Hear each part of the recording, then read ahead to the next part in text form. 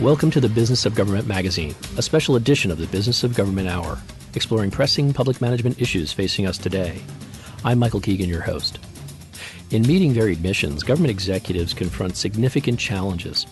Responding properly to them must be guided and informed by the harsh fiscal and budgetary realities of the day. It can no longer be simply a wishful platitude that government do more with less. Leaders need to change the way government does business to make smarter use of increasingly limited resources, leveraging technology and innovation to be more efficient, effective, anticipatory, adaptive, and most of all, evidence-based in delivering missions and securing the public trust. Government executives, however, must also avoid the tyranny of the present or the next budget cycle and recognize that challenges of today often morph into hazards of tomorrow. So anticipating the future, that is, getting out ahead of events rather than being subsumed by them, becomes integral to positioning, resourcing, and preparing their agencies for what may come while always keeping focus on their primary responsibilities. This edition of the Business of Government magazine underscores the importance of correlating short-term decision-making with long-range consequences.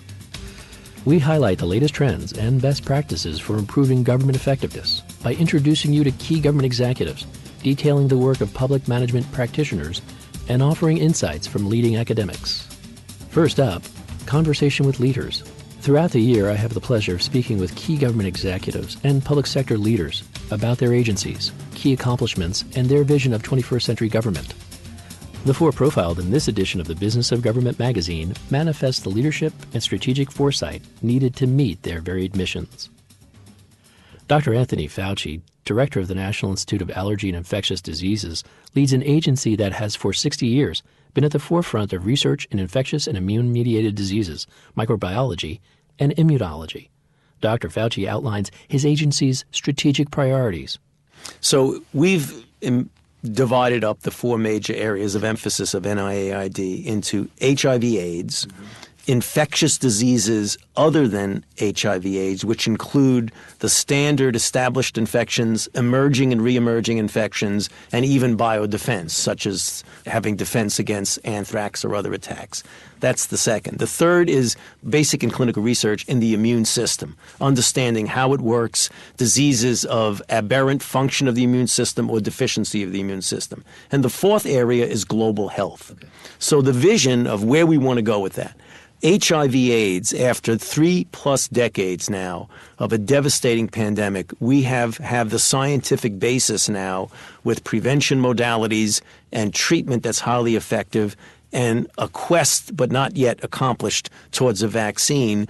We feel we can turn around the trajectory of the pandemic so that the vision is that within a reasonable period of time, we'll see an AIDS-free generation. And by that, we mean the tipping point where the number of new infections is less than the number of people who are put on therapy, and the deflection of the pandemic starts to go down as opposed to what it's been doing for a few decades is going up. So that's a vision there.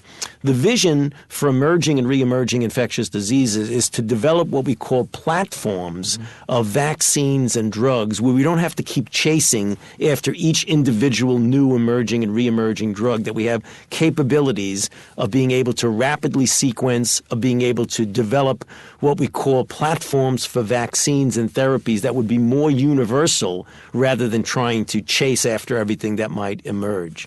With regard to immunology, it's just fundamental, good, sound, basic research to understand the mechanisms of immune function and how we might suppress aberrant mechanisms and enhance deficient mechanisms. We live in an era of constrained resources and unprecedented scientific opportunities. Dr. Fauci underscores the real challenge. How do we get the biggest bang for our buck? It all connects to anticipating the unexpected. Dr. Fauci continues.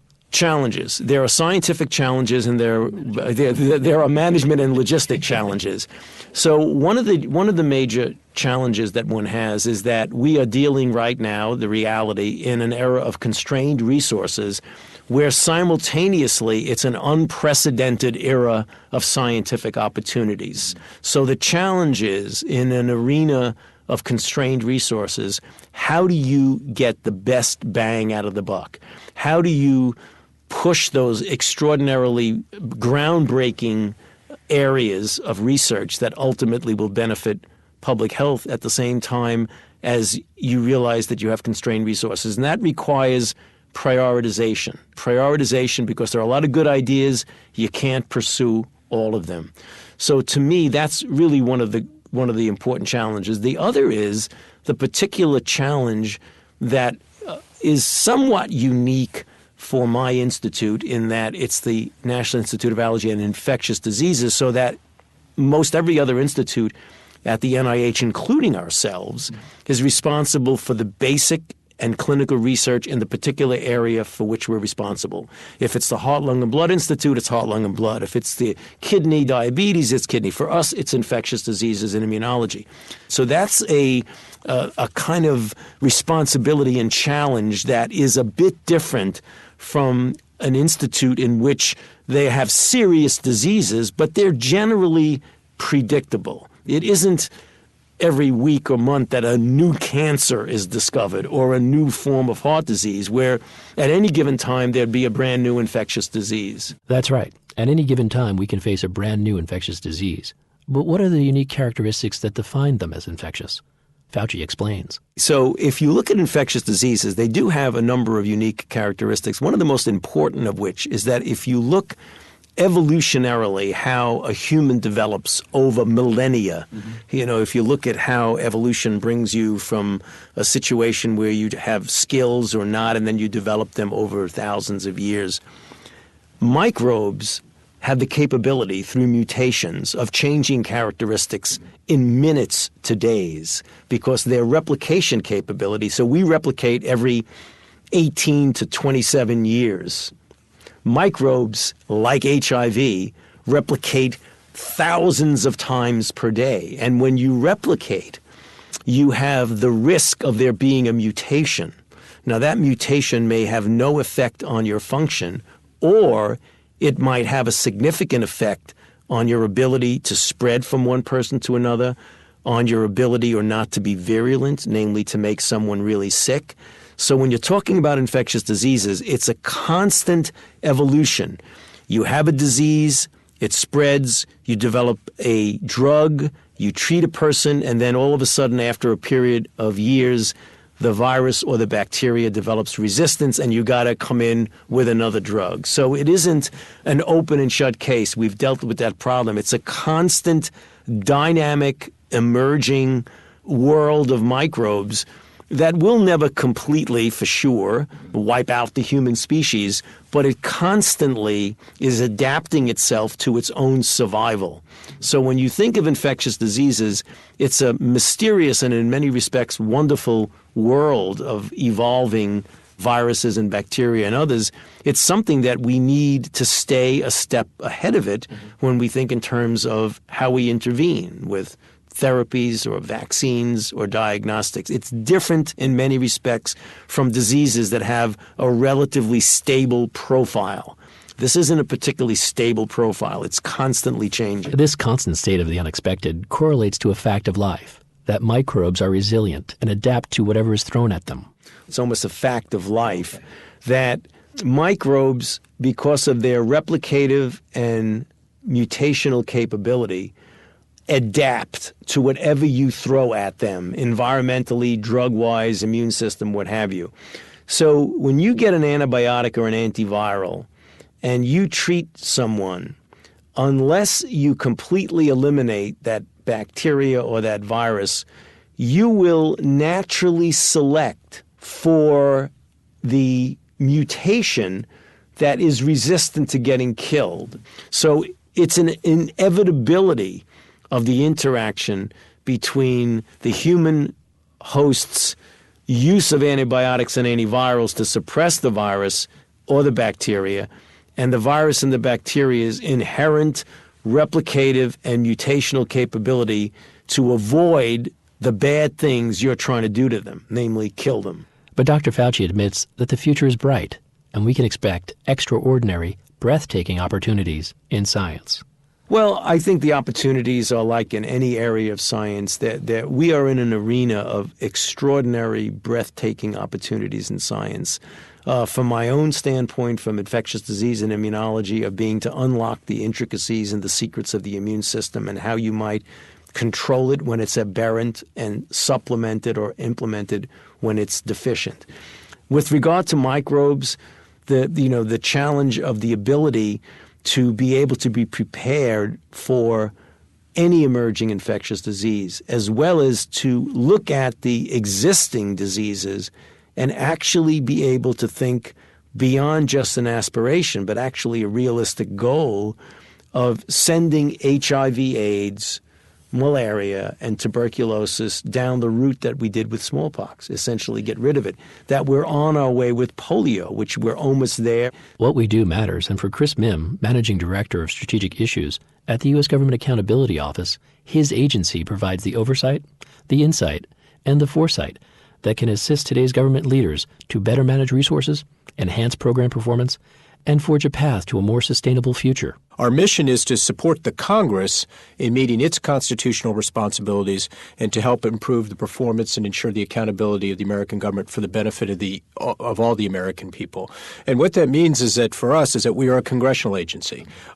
We do our work at the request or in behest of the Congress. We do about 900 reviews each year. Most of those are performance audits. Probably 90% of those are at the request of the Congress or written into legislation.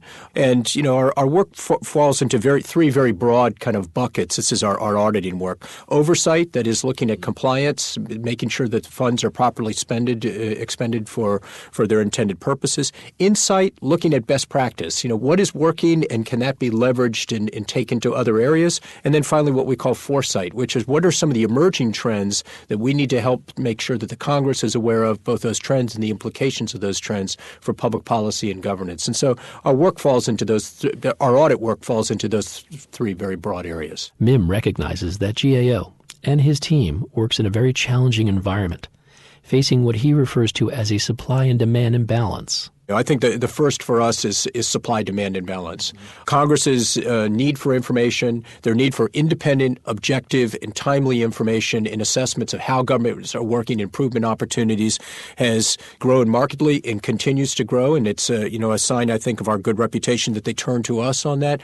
At the same time, as I mentioned, our budget has been going down. And so we need to, the way we address that is we need to work very, very closely with our clients to make sure that we don't have expectation gaps that emerge, to make sure that we understand what they need and when they need it, and that they understand from us when we think we'll be able to deliver a particular piece of analysis or a report. The old saw about the only thing worse than bad news is bad news that comes late or bad news that was unexpected. We make sure that doesn't take place, and we work with them to make sure that there's no expectation gaps. The pace at which decision makers need and must have information has changed significantly, and these decision makers need to know what programs work and don't work. Since its inception, GAO's High Risk series has tried to do just that. Mihm elaborates. The High Risk series was designed to do was to highlight among those major areas that are vulnerable to waste, fraud, abuse, or mismanagement. Subsequently, in later years, we added or areas that were in need of fundamental transformation. And so there's a number of areas on there now that aren't waste or fraud or abuse related, but really need a big change on that. And they were designed to focus on those areas that were the most federal dollars were at risk, or human life and safety or well-being on behalf of the American people was most at risk. The original high-risk list, it had 14 areas on there. Since then, we've added 41 areas. 23 areas have come off as progress is being made, and they actually come off the list. So there are 30 of them that are on there now. This includes everything from the strategic human capital management to enforcement of the nation's tax laws, the use of medical devices. We'll be reporting in February of 2015 with the new Congress with an update on the areas that are on there, as well as possibly what's coming on and what's coming off. If that's every 2 years with each new Congress. And we do that because it helps shape then the congressional oversight agenda. As well as identifying high-risk programs, Chris Mihm, Managing Director of Strategic Issues at GAO, notes that his agency also issues an annual report on overlap, duplication, and fragmentation in government programs. Under a statutory mandate, we are to each year issue a report looking at overlap, duplication, and fragmentation, a comprehensive look at 162 different issue areas, and have identified over 380 actions that both the administration or the Congress or the Congress can take in order to address this fragmentation, the overlap, duplication. So we've been very focused in recent years, and my group has had leadership for this, on how can IRS put in place the right mix of enforcement strategies and citizen service strategies in order to reduce that tax gap, because that's an enormous issue on that. In terms of overlap and duplication and fragmentation more generally, the number of program areas where there's pure overlap in a sense of the same program, same tool going to the same beneficiary or same target population is relatively infrequent. Far more frequent is overlap, which is, same population but kind of different tools or program strategies that are being used there. And then even more frequent yet is fragmentation, which is a variety of different programs using different strategies that are all trying to attack a common outcome. With all the oversight, insight, and foresight, one thing remains constant. The country faces long-term fiscal issues requiring some fundamental decisions. Chris Mihm concludes. So you have increasing complexity, indirect policy tools, low citizen confidence in government at the same time that we're cutting back, and so it's unfortunately almost a perfect storm of very, very difficult challenge and very knotty problems that federal managers confront. We'll continue with the Business of Government magazine when the special edition of the Business of Government Hour returns.